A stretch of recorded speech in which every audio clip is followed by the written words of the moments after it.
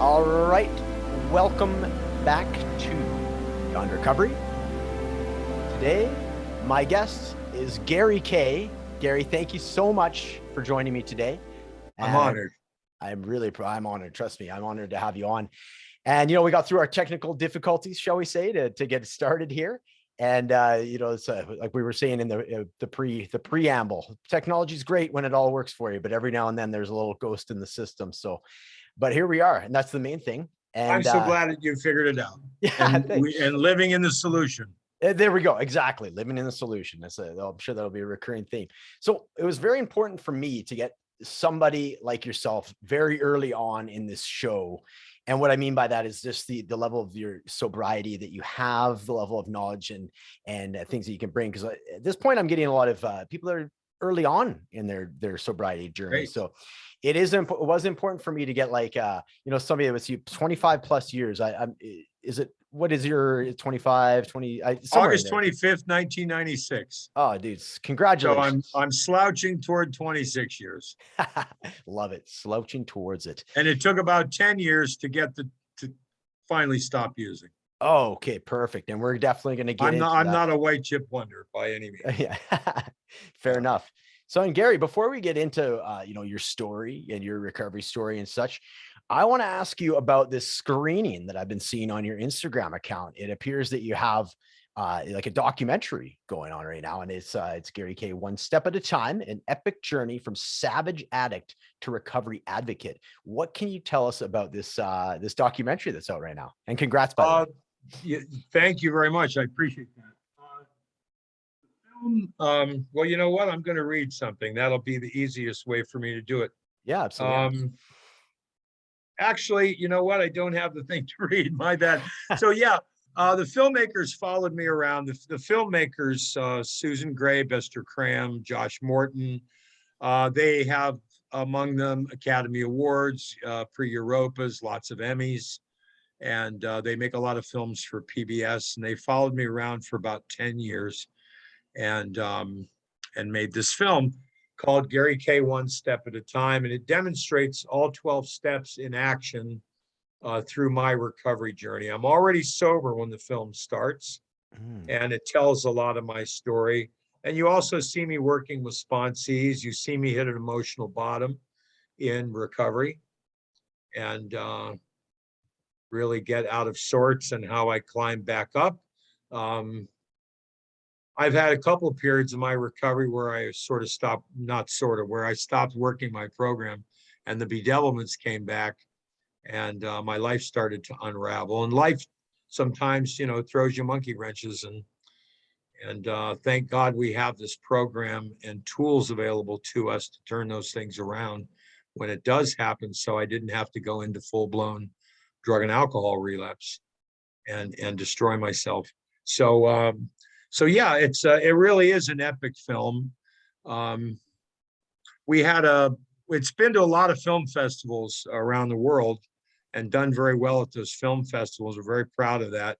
Awesome. And then we had the Florida premiere on Thursday night and it was packed. We had a full house and we filmed that event as well. And what's happening is we're booking a national tour, screening the film and me live, giving a lecture about telling some of my story, and also I shouldn't say lecture, teaching, it's recovery education, teaching about the exact nature of the brain disease of addiction and why and how spiritual action and the 12 steps change how the brain functions, changes the neurochemistry of the brain, and why it sustains recovery even for people that don't believe in God, who take the spiritual action and it changes our brain anyway. And to try to provide some education around the country in the midst of this opiate crisis that's wiping out a generation of young Americans and all the grieving families that are out there. I'm also a parent who lost my only child to addiction about 3 years ago. And so I'm trying to provide some education, and the film gets a dialogue going. And we filmed that event, and then we're going to use that film to help book this tour. And the bookings have already started. We're really excited about it. I'm trying to do something about to educate the public that still doesn't know that there is a solution to this problem. It's amazing. I'm first off really sorry to hear about the loss of your child Thank you. there. Yeah, Thank you.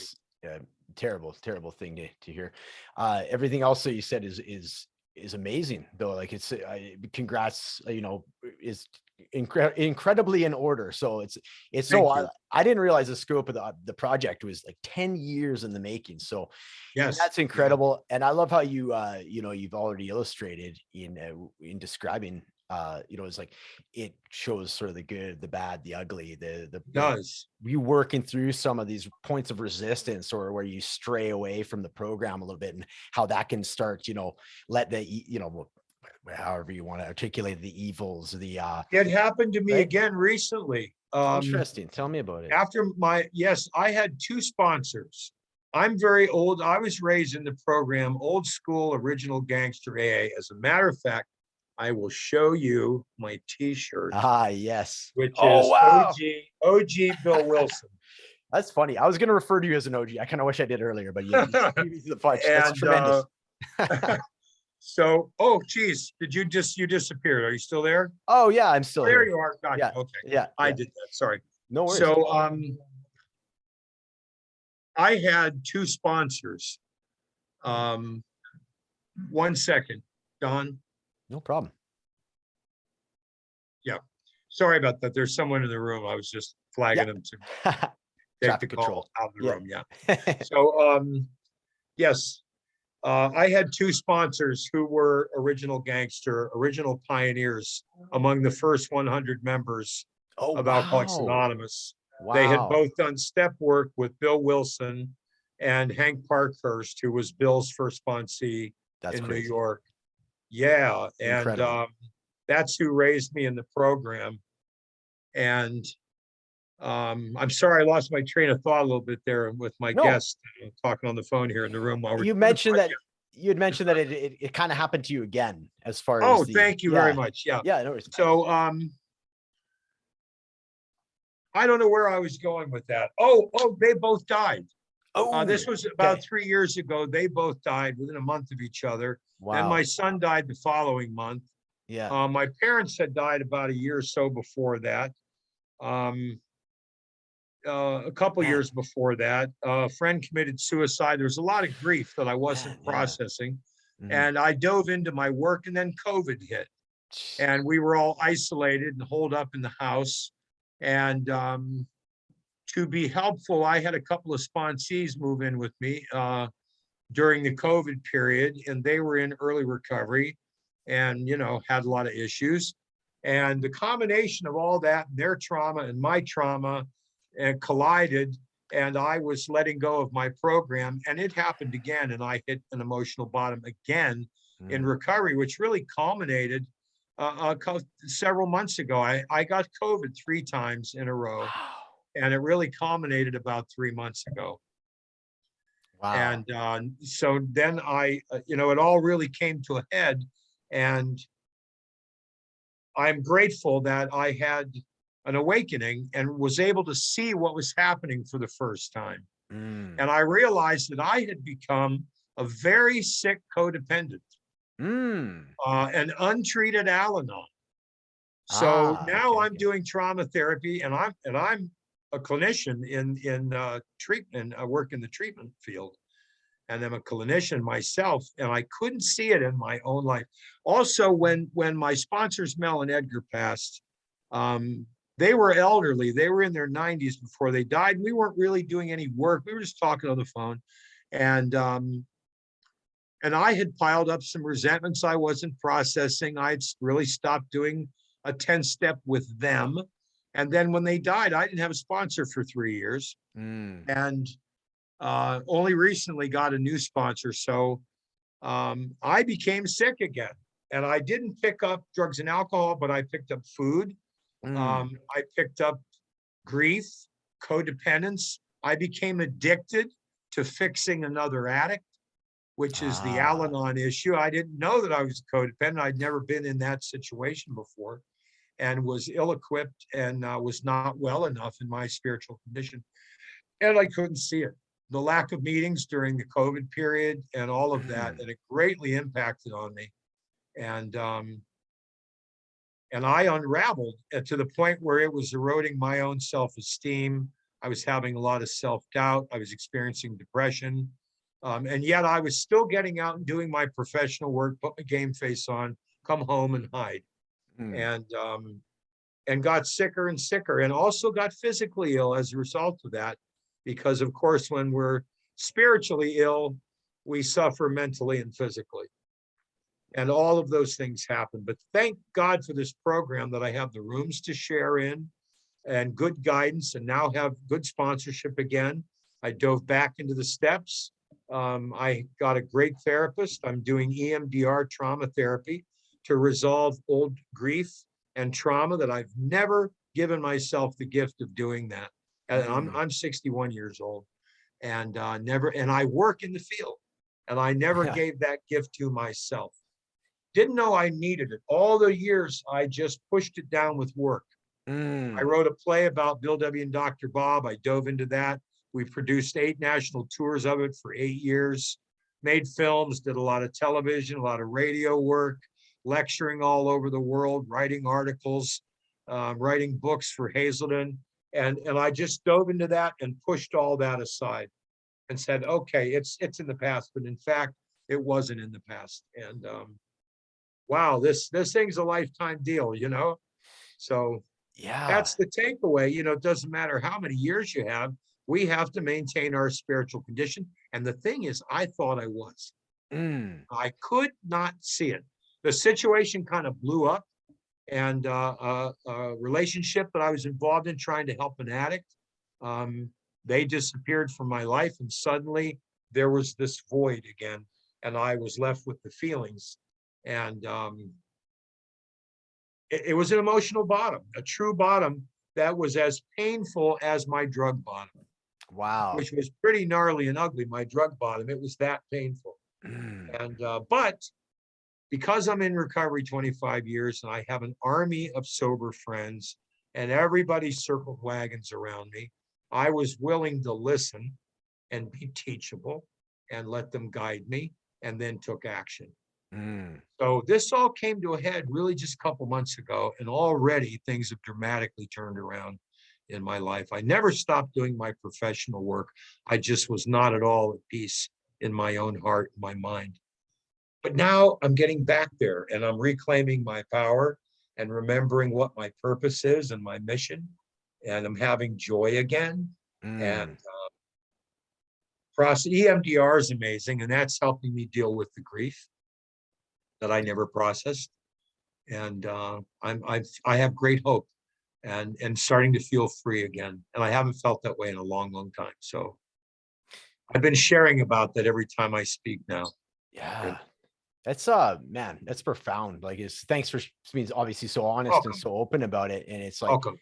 for me, and I think it's going to resonate with a lot of the listeners, as far as, because you being 25 years in, you're still not immune to any of that. That still was able to show up, like, to Oh your point, yeah, like, as you mentioned, exactly how it had shown up before, if not worse, because there's this accumulation of things that you didn't even know was going on in the background. And correct, finally, when it's like correct. you're exposed to it, you're like, Yes. whoa. And then having said that, you know, we start talking about, okay, the pillars. So you get back into working your program, you have these connections, so these people can, like you say, circle the wagons around you and bring you back up. And, but to me, what the main takeaway is, like, listening to you is like, man, like you say, it's 25 years in. That doesn't mean that this is ever going to go away. This is a lifetime thing. Oh, So, absolutely right. right. So, and it's like, and, you know, on one hand, is to somebody that's maybe 30 days in, that's going to sound, to them, like it's overwhelming. Like, oh man, this is going to be the rest of my life. But on the other hand, you can say, okay, 25 years down the road, you've already made all these connections. You're more resilient than ever. You'll bounce back. So there's different ways you can frame the information that you just Oh, provided. Correct. absolutely. No, listen, over the last 25 years, I've had a great experience in recovery. I have been happy, joyous, and free. I have slept like a dead person. I have had peace of mind. I developed loving, good relationships. I've had a great career. I was able to have a bank account and a home and some self-esteem and self-respect. I learned how to fully give and receive love, which I was never able to do before. A lot of great things happened. But Great. I stopped taking care of myself. Mm, I started taking care of other people. right. I got into the treatment lane, and I have a lot of sponsees, and I put all my energy into fixing other people. Right. And instead of also taking care of I started neglecting myself.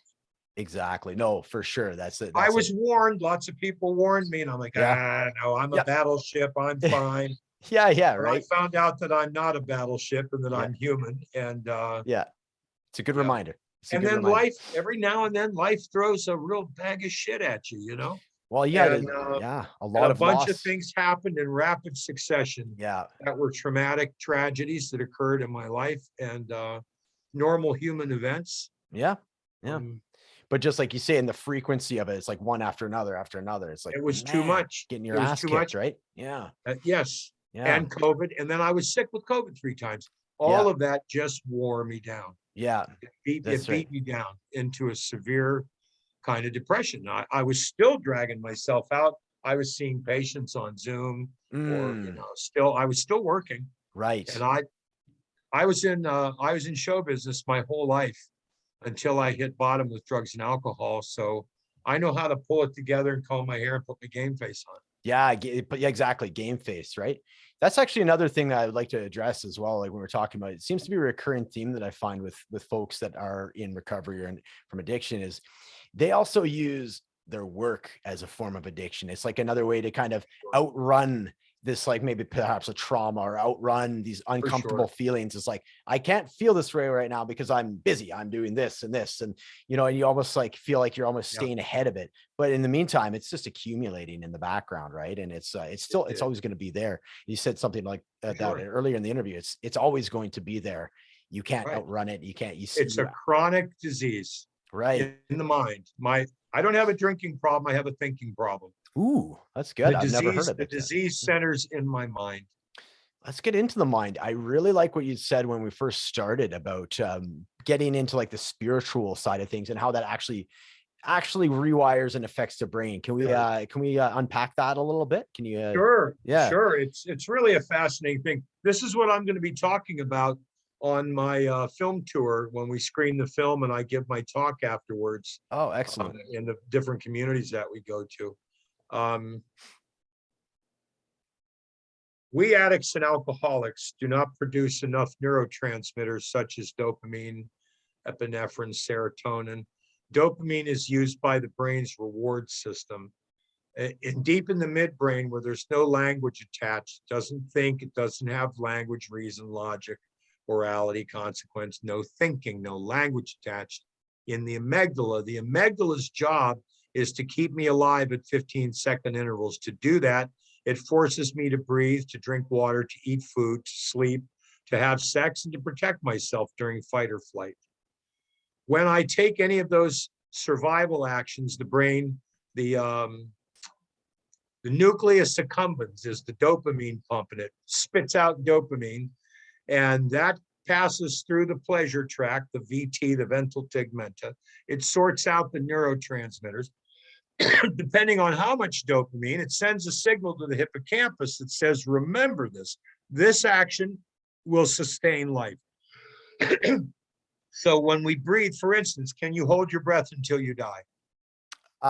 No, I wouldn't assume Right. you could. I would hope not. No, you cannot. The amygdala will drop you and Yeah. make you breathe. Right. Now, you just admitted step one up here on the steps. Admitted we were Yes. powerless over drugs and alcohol, that our lives had become unmanageable.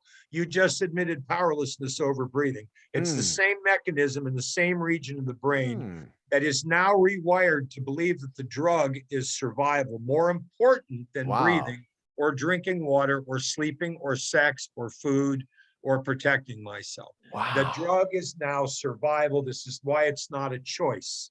It is Wow. now survival, which is antithetical to it's exact opposite. We're not going to survive. We do better, but the brain Right. doesn't realize that, in the region of the brain that doesn't think. Wow. Now I'm going through life and I do something crappy to somebody I love and I feel guilt because I have a conscience. Well, guilt produces a stress hormone in the brain, cortisol. It irritates the amygdala. The amygdala is in pain. It lights up like a Christmas tree. Its go-to to get relief is the drug, not breathing, not food, not sleeping, not talking, not anything but the drug. This causes what we call the mental obsession. Now we've got the front of the brain up here, and here's the amygdala back here in the midbrain. And the front of the brain is the prefrontal cortex. That's where we make executive decisions. It's where we experience morality, consequence. It's where we choose our friends and our sex partners. It's where we understand consequence, morality. It's where we love our children. It's where we experience love. It's also where the human brain processes spirituality, doing unselfish things for others, forgiveness, being kind, saying nice things, hugging somebody, doing unselfish things for other people, prayer and meditation, no matter what you're praying to or what you're meditating on, it changes the structure of the neurons in the prefrontal cortex. The cortex uses a chemical, glutamate, to communicate with the amygdala, to calm it, to regulate it. We don't produce enough of that either. And a disease is a defect in an organ. We've got a bunch of defects in the organ, the brain, which is the command center for the entire being. So now I don't have enough glutamate. So the amygdala is able to overwhelm the rational mind. This front brain knows the drug is killing, knows it's going to take my bank account. It knows I have a job, that I have a family, that I love people, that it's hurting them. The amygdala is able to disconnect from the front brain. It's called amygdala hijack. You can Google that, look it up, amygdala hijack. Amygdala hijacks the brain. The front brain, the rational mind that knows the drug that is a problem, basically shuts down. It fails to process. Now I cannot pull up any thought of not using. I cannot remember that I have a family that I'm going to hurt. That's why the family says, don't you love us? No, I do love you, but when I'm in amygdala hijack, I don't know you exist. Wow. I can't access that thought. And the part of the brain that doesn't think now runs amok, and off it goes to the bar or the trap house to buy the dope. And I get high again. Then I come down. I've spent my money. I feel guilt, shame, remorse, resentment, anger, fear. And that all produces cortisol. That irritates the amygdala. The mental obsession kicks in. Rational mind says, bad idea. Amygdala says, I'm not listening to you. It's my job to keep him alive at 15-second intervals, and what he needs is drug. And he disconnects, amygdala hijack, and I go in and get high again. And around we go in this cycle. Now, the spiritual solution, practicing, therapy, trauma treatment, great tools for recovery because they reduce stress hormones in the brain, resolving stress in the brain. Less stress hormones, less mental obsession, less impulse to get high. Make sense? It does. So now also 12-step recovery, steps 4 through 9, give us relief from guilt, shame, remorse, resentment, anger, and fear, all of which produce cortisol in the brain and irritate the amygdala. Then it gives us ongoing, and that procedure can be applied immediately as a tourniquet to stop a sick addict from having craving. Then it is a tool we use ongoing for a lifetime. It is a way of life that helps us cause less pain and suffering for ourselves and other people. And spiritual practice stimulates the neurological activity in the cortex. It produces more glutamate. It easily can control and regulate the amygdala. And now any thought of using is just a random thought. It doesn't become an obsession. And I don't have to act on it. I can easily control it. And this is why therapy, trauma treatment, and 12-step recovery combined are so essential and so successful. For 12-step programs, they're in 194 countries in 72 languages for almost 100 years now. Wow. And have changed the lives of tens of millions of people. It's the winning horse. And yeah, works. Absolutely, man. I didn't Well, realize there the you go. stats Let me so, dab. yeah, that's right. Yeah, dab on that one. Absolutely. There we go. Get a little bit of practicing for what you're about to embark upon. There we go. It's like your TED talk. You got it ready to go. Yes, I'm going to be doing a TED talk, so I'm excited about that. Congrats. That's awesome. That's amazing. Thank you. That's a lot of big words to remember. Like, I know it is. so good on you for remembering all that, because that's a mouthful and then some. But you explained it in such a way. I like having, like the visual of the brain with the as far as the fist and the. I have heard the term amygdala hijack, but obviously not in that context. So thanks for filling in the It blanks. shuts down the rational mind. Yeah, it's dude. It's so. It's the same thing that happens in fight or flight. Why a good moral person could become a soldier and kill, or a good moral person could kill to protect their family. Right. Morality is in the front of the brain. The amygdala can hijack it if we're in grave danger. It can sever, and then morality goes out the window. It's not even a thought at that point. You it's can't access that part of the brain. Yeah. Wow. It shuts down completely.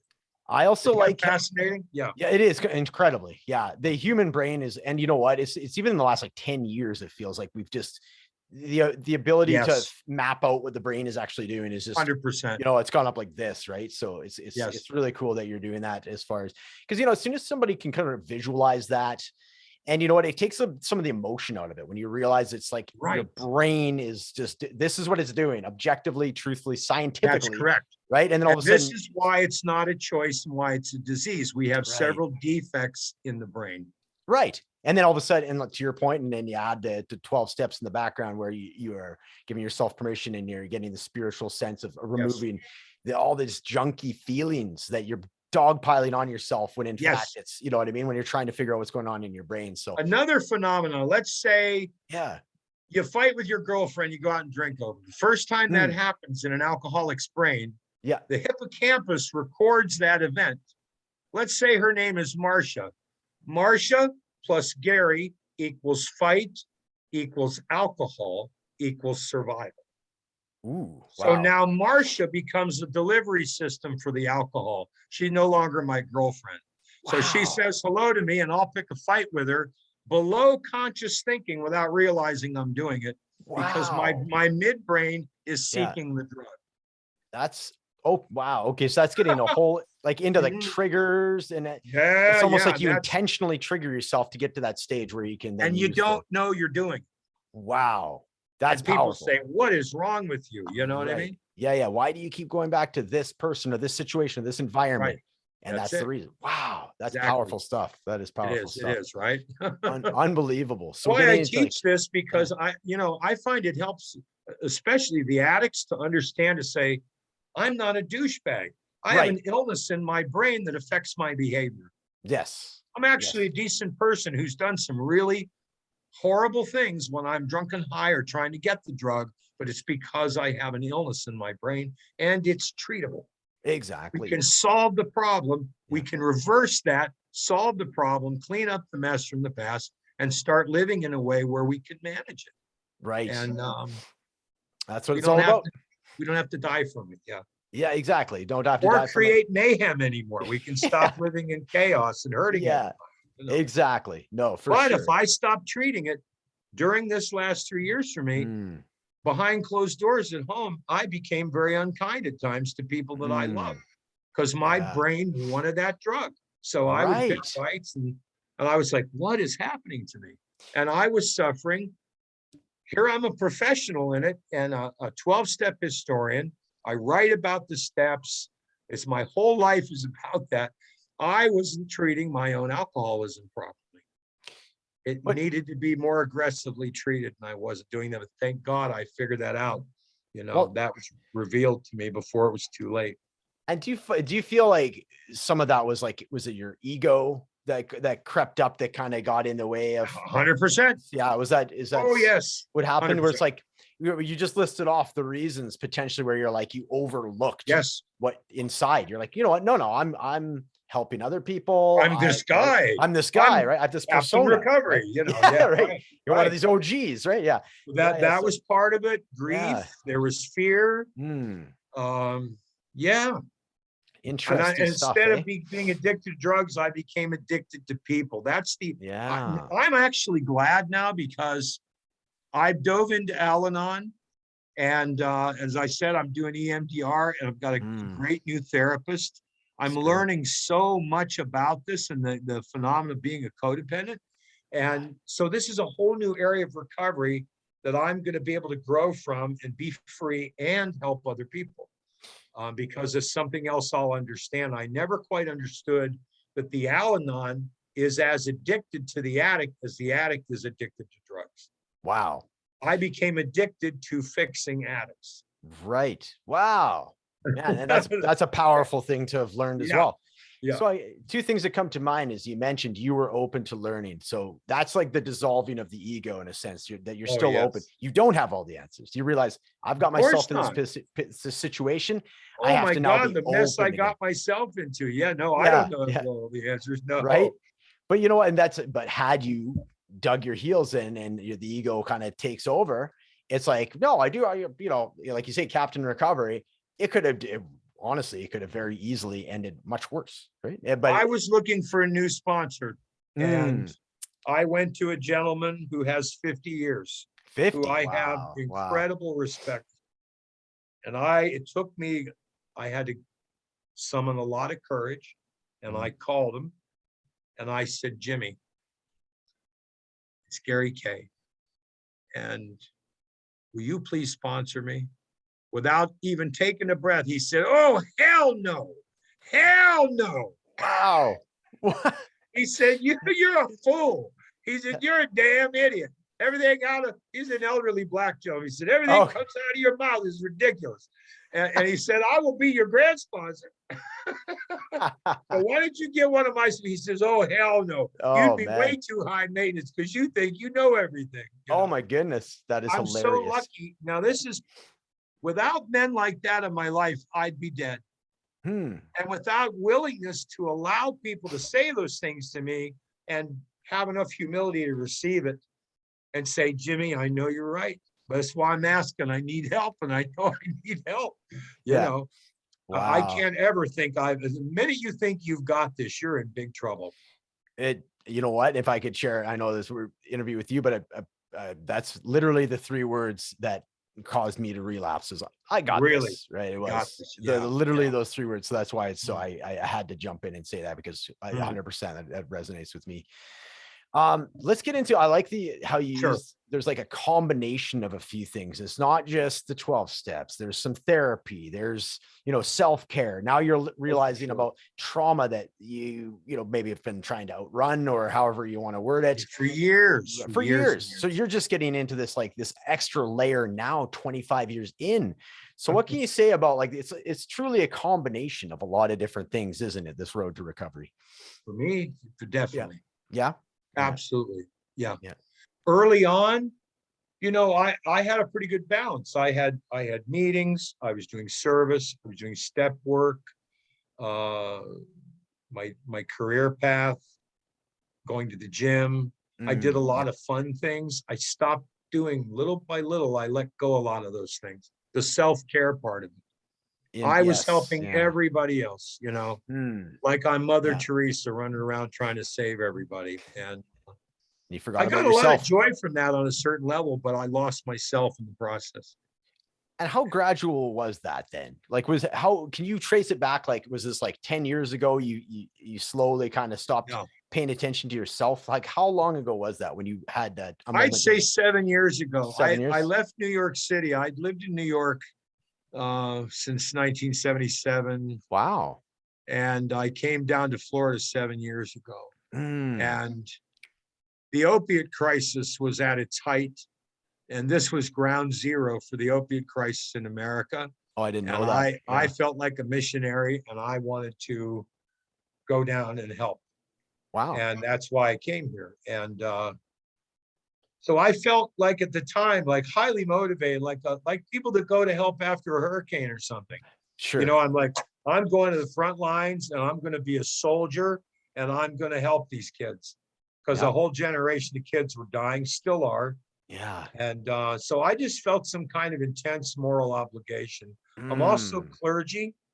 And so it's part of my vows. I had taken a vow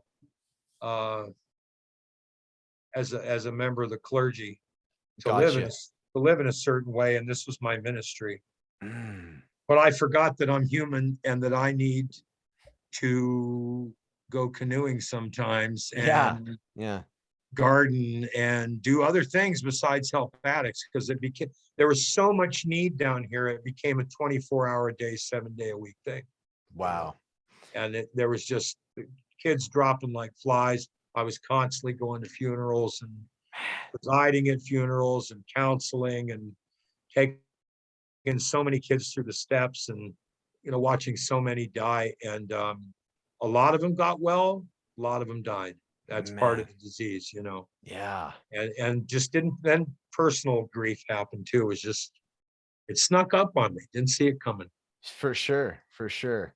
And just great that we're talking, today, like towards the end of April here, and you got this whole another viewpoint on your own life, and this extra trauma, this layer of trauma that you're identifying and working with and addressing now. And you know what? What a great story. And then you mix that with things are really, I imagine, have really feel like they've turned around for you. You've got Rapidly. this tour coming up, and all this Yes. extra positive energy coming back up. So it's almost like, it's like the old phrase, like it's darkest before the light comes Yes. back, right? And it's Matt, yeah. the pipeline had dried up, it seemed like, during COVID. Right. And this shift in my psyche and this spiritual awakening, a reawakening in my spirit. And all of a sudden, the pipeline is enormous again. And opportunities like this podcast. This is maybe the 4th podcast I've done in a week. Awesome. They just keep coming up in a flood. People keep calling, new opportunities. The tour is taking off. I got another book in the pipeline. Nice. So I'm still working a lot, but I'm taking time to go to the movies. Yeah. At the event the other night, 237 people came into a 250-seat theater. Yes. And as they walked up the red carpet to shake my hand and be photographed, I realized I knew the names of every single person walking down that carpet. And we sold all the tickets and booked the whole thing by me sending text messages. Wow. And it's hit me like a ton of bricks. Was like, I have so much love in my life, and that's because of recovery. Yeah. That's because of the fellowship, because of doing service, for being willing to grow along spiritual lines, making an effort to be an honest man, try to care about other people and not be a selfish douchebag. And, yeah. And it's gotten me a lot of love in my life. And that is a beautiful, beautiful way to live. Because when I was out there using, I was alone. And I'm not alone anymore. That's For the last 3 years, I had a sort of self-imposed isolation, right, in some degrees, and people were saying, "Welcome back. We're so glad you're alive again, and you're up and vital." And it's got to make you emotional, eh? I'm sure that Very. must have been a very present moment where you're just like, wow, overwhelming, like just being in the moment, going, Yes. wow, this is quite the feeling. So even physical illness that I was experiencing has completely gone. Yeah, right. Isn't that wow? That's amazing how the mind can make the body sick. Yeah, sure, absolutely, absolutely. And But what a recovery does work. Thank God we have these tools. Let's talk about, like when you say a recovery advocate and you're like the 12-step historian, let's get a little bit into that. Cause like, I would love to, get a little bit deeper. We have like a lot of your backstory now, but a lot of it we haven't got into. That could be a whole series that we could do, right? I encourage the folks to watch this, the documentary that's coming out. But as far as, like recovery advocate, what does that mean to you? Like when you say a recovery advocate, and specifically, what can you say to the folks that are listening now that are in like early recovery when you're saying, oh, wow, advocate, what can you say to them, please? Well, the most important thing in the beginning, number one, without honesty, there's no recovery.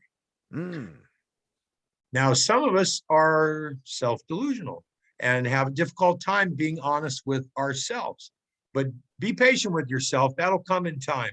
Make an effort to be honest, number one, about the fact that I have a problem and that I need help. Humbling ourselves, that kind of honesty. Follow the suggestions, surrender. Step one is honesty. Step two is surrender. We admitted and we surrendered. Step two and step three is a process of surrendering and of humility, really, honesty, humility, and surrender.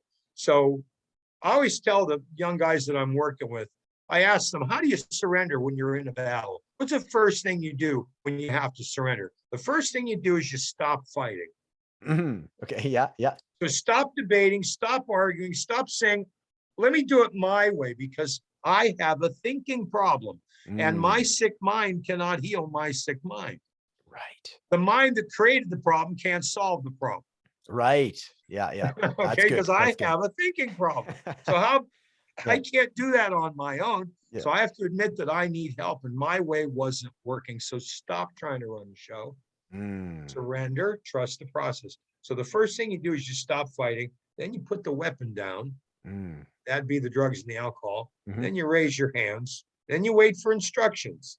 And then when mm, they give you the instructions, you follow them. mm. So surrender, be honest, surrender, ask for help.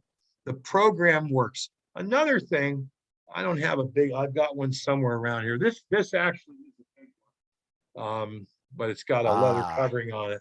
yes. Um, in the first 164 pages, there are a set of clear-cut, precise, specific directions. They are not suggestions. They are Mm, directions. It says rules, must, had to, required. That's the program. The meetings are not the program. The mm, program's in the book. Get a sponsor mm, who works the program, who lives the program. They're not your pal. They're not your fishing buddy. They're not taking you out to the bar, strip clubs, or to the gym. That's not their purpose. yeah. Their purpose is to teach you the program. Mm, So get somebody who can do that. Do it now. mm, Dr. Bob Smith, co-founder of 12-Step Recovery. This is a quote from Dr. Bob. He said, the 12 steps are not spiritual philosophies to be studied, understood, and then taken. They are survival actions to be mm, carried out immediately to provide instant hope and relief and save our lives. They are a tourniquet to stop the bleeding. It is mm. battlefield triage. Wow. And the same steps can be used for years, long after the tourniquet is no longer needed. Mm, They have an even deeper meaning. But there are directions. The program is in the book, not the meeting. The meeting is part of it, but only part of it. mm, All you're doing is going to a meeting and you're an actual addict who has this disease. And if your disease has progressed to where you can't manage your life, this program will save your life, but it's in the book. The directions are in here. It's old-timey language. You're probably going to need some help reading that book yeah. and having somebody take you through it. It's a real good idea. And do Yeah. it now. And if you don't have to understand it to experience it, Mm, just do it. If you take the action, you don't have to get it, it'll get you. And it ooh, always does. And it works. Just do it. yeah. Stop fighting. Yeah. Say, wow, I'm dying from this cockamamie brain disease. Yeah. I don't know how to solve this problem. Clearly, my life is a mess. Ask for help. Yes. Yeah. Ask for help.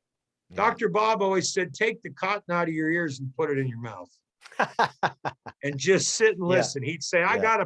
he was a doctor. He said, I got a prescription for you. Take the cotton out of your ears and put it in your mouth. That's a Just good sit, prescription, eh? listen to learn to listen and listen to learn. Yeah. Great And advice. let other people that have been there that have navigated their way out of this treacherous labyrinth, Mm, have them show you how to do that, because it is a treacherous, fatal, progressive brain disease. It is now the largest killer. It kills more people than diabetes, heart disease, and cancer combined. wow. I did not know that. Yeah, That is terrifying. big yes, That's terrifying. sure is. Yeah, Yeah. that's no great good fundamental advice and I like how you said there's some urgency attached to it. It isn't something to study and ponder. It's something, okay, act. While you're This is studying, your direction, this is your roadmap, this is your like parameters, this is your boundaries. Use this. And yeah, I also like one thing that you mentioned as well is the meetings, because for a lot of people, that is their bread and butter, that is their be all end all. You're saying it sure, is a component, and we've talked about that a few times in the it is interview. a It's a component. combination of things. What is the meetings as far as for you? Like, is it what part is that? Is it the connection part? What would you describe as far as like what is the meetings as far as the component for the recovery itself? A big part of it is good human connection. Mm, That my cortex has a party every time I go to the meeting. Cool. Yeah. Okay. I Yeah. hug Yeah. Yeah. people, I shake hands, I get a lot Yeah. of love, I get to give a lot of love. Right. It's Right. also a place where I find sick newcomers so I can work my 12 step. Mm. That's Yeah. that's what the meeting was originally intended to be. And you know, you can go to meetings and you'll hear people get up and say, I haven't had a drink in 20 years. I never worked a step and I'm happy as a clam. There are people that come into those meetings who don't have the disease. Mm. You could drink too much and have a messy life and not actually be an alcoholic. Sure. Of course. And Yeah. that could be true. Some people, or if they catch it early on in the progression, they could do well to go to meetings. If you're late stages, it's like having stage 4 cancer. You're going to need aggressive treatment, just like Mm. a cancer patient needs aggressive treatment. Right. I ended up in a park in Forest Hills, Queens, with a broken sternum, 4 broken ribs, 2 stab wounds, a broken jaw, Ooh. my scalp hanging loose, my nose cut in half, my mouth full of crack pipes. They beat me in the face with a baseball bat and then shit on me from head to toe before they left me for dead. That's where this disease took me. Wow. Yeah, that's where it took me. It got to an ugly, depraved place. I was completely bankrupt morally, physically, spiritually, in every way, and could barely put a sentence together with speaking gibberish. My brain was so fried. And I went to 47 detoxes, 11 trips to jail, 7 suicide attempts, did Gestalt therapy, Jungian therapy, Freudian therapy, psychodynamics, Anthony Robbins firewalks, Yeah. sweat Yeah. lodges, puke and purge, ayahuasca. I went to treatment 19 times. And Good that was my gosh. journey before I finally shut up, stopped fighting and arguing and trying to do it my way, put the weapon down, raised my hands, asked for help, waited for directions, and then followed them. And I got sober. Now I've been sober over 25 years. And That it is has given me a really good life until even recently. I didn't lose my home. I didn't lose my job or my professional standing or any of that. I just was miserable. Yep. I was just Yep. desperately unhappy and Right. in psychic pain. But in a couple of months, that's turned around Yeah. because of these powerful tools. It's just amazing. Anytime we insert the key of willingness and do the work again, we are transformed. And it's nothing short of a miracle. I love it, man. The key of willingness, and there's some resiliency, obviously. Like if you can bounce back and look at the energy shift for you personally, just in a couple of months, it's amazing, right? So that's wonderful. Yeah, you addressed a few different things because there's a few different treatments. You mentioned ayahuasca. I'm always interested with the plant medicine thing because it's not as taboo as it once was uh for a lot of. I actually just did some plant medicine last week, and I found it to be just profound as far as just my understanding physical. I call it a physical understanding because I experience an emotion, a wave of emotion and unconditional love in a way that I had never experienced it before. Wow. So you And know it's possible.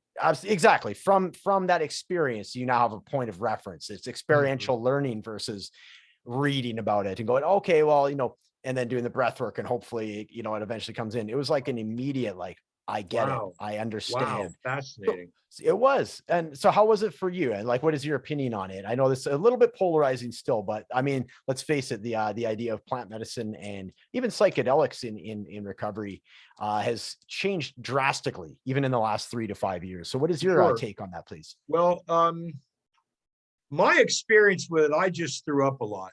And it was not a good experience. Not a good experience. Okay. No, Yeah. and I Fair enough. did it in a sweat lodge on the Taos Pueblo Oh, wow. in sub-zero winter, Oh, geez.